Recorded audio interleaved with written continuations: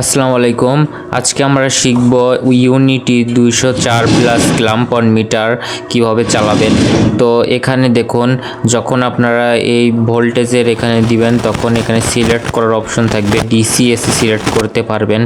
তারপরে হচ্ছে নিচের যে বাটনগুলো রয়েছে সেগুলোর কাজ কি, তো দেখুন একটা দিয়ে হচ্ছে আপনার অটো নাকি ম্যানুয়াল সেটা সিলেক্ট করতে পারবেন, আর একটা দিয়ে জিরো করে দিতে পারবেন ডিফল্টভাবে কিছু, বা আপনার এমনি কিন্তু ফল্ট কিছু ভোল্টেজ দেখাবে, সেটাকে জাস্ট আপনি জিরো থেকে করে দিতে পারবেন। এবং ডিসিএসসি এখান থেকে সিলেক্ট করতে পারবেন। ডিসিএসসি ওটা হচ্ছে সিলেক্ট বাটন, আর এটা হচ্ছে ম্যাক্স এবং মিনিমাম। এটা ম্যাক্সটা হচ্ছে আপনার বেশি এবং মিনি হচ্ছে কমটা হচ্ছে আপনার হোল্ড হয়ে থাকবে। আর এটাতে শুধু হোল্ড এবং চেপে ধরলে এটা হচ্ছে একটা লাইট চলে আসবে, যে অন্ধকারে আপনারা এটা দিয়ে কাজ করতে পারবেন। আর এটা মুছে দেওয়ার জন্য আপনারা অফে আবার করবেন, তাহলে এটা মুছে যাবে। আবার আপনার ম্যানুয়ালি জিনিসটা করতে পারবেন। তারপর এটা হচ্ছে আপনার এটা দিয়ে ডায়োড, রেজিস্টর, ক্যাপাসিটর এগুলো মাপতে পারবেন এবং শর্ট মাপতে পারবেন। তারপর এটা হচ্ছে আপনার হার্টস ফ্রিকোয়েন্সি মাপার জন্য। এখানে কিছু ডিফল্ট কিছু ফ্রিকোয়েন্সি দেখা যাচ্ছে, ওটা জিরোতে দিলে আপনার থাকবে না আর কি। আর এটা হচ্ছে সেলসিয়াস মাপার জন্য এটা হচ্ছে।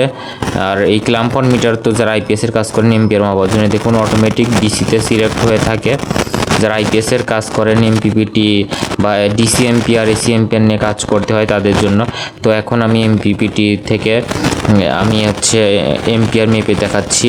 তো ডিসি এটা আমি 60 এম্পিয়ারে দিয়ে দিয়েছি। এখন আমরা ইনপুট সাইডের এম্পিয়ারটা চেক করে দেখুন, এখানে 9 এম্পিয়ার ইনপুট হচ্ছে এবং আউটপুট কত হচ্ছে আমরা সেটিও দেখিয়ে দিচ্ছি। আউটপুট হচ্ছে এখানে আমাদের 19 এম্পিয়ার। আর যদি আমরা 60-এর বেশি মাপতে চাই সেক্ষেত্রে এটা ঘুরিয়ে দিয়ে 600 এম্পিয়ারে দিতে হবে। 600 এম্পিয়ারে দিলে দেখুন এই যে এরকমভাবে দশমিকের পর 1 ঘর দেখাবে, আর ওইটাতে 60-এ দিলে দশমিকের পর 2 ঘর দেখাবে। তারপরে এখানে নো কানেকশন ভোল্টেজটা দেখায়, এটা কীরকম। তো এটা হচ্ছে এই যে যখন এটা দিবেন তখন এটা কাছে নিয়ে গেলে এটা বিপ বিপ সাউন্ড দিবে, যত কাছে নিবে তত দিবে। এটা হচ্ছে মূলত আপনার